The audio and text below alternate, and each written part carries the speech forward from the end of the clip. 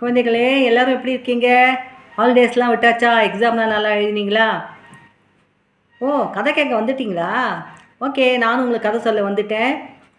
கேட்டு என்ஜாய் பண்ணுங்க, ஹாப்பியாக இருங்க. இன்றைக்கி என்ன கதை சொல்ல போகிறேன் தெரியுமா? ஒரு மான் பற்றிய கதை. Story number 14. ஒரு காடு இருந்துதான். அந்த காட்டில் ஒரு மான் இருந்துதான்.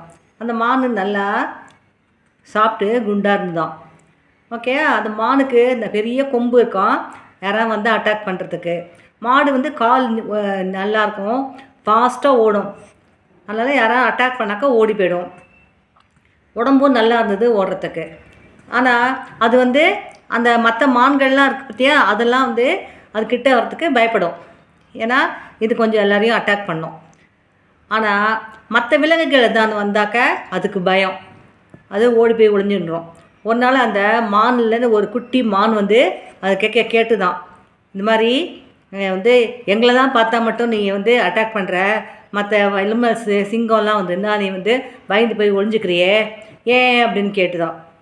ஆனால் இந்த மான் சொல்லிட்டான், நீ சொல்கிறது கரெக்டு தான், எனக்கு கொம்பு இருக்குது, நல்ல கால் இருக்குது, ஓடுறதுக்கு உடம்பு இருக்குது, ஆனால் எனக்கு பயம் மட்டும் மனசில் இருக்குது, அதனால தான் வந்து நான் வந்து ஒளிஞ்சிக்கிறேன் அப்படின்ட்டான். அவ்வளோதான் இருக்காத, நான் வந்து உங்களுக்கு ஹெல்ப் பண்ணுறேன் அப்படின்னு சொல்லிட்டான்.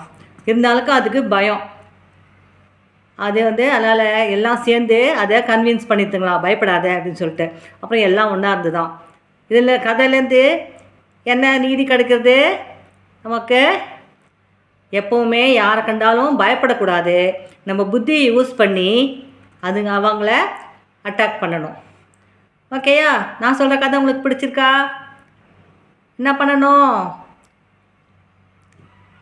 தம்ஸ் அப் பண்ணுங்கள், ஷேர் பண்ணுங்கள், சப்ஸ்கிரைப் பண்ணுங்கள். தேங்க்யூ. கீதா முரளி, பாய்.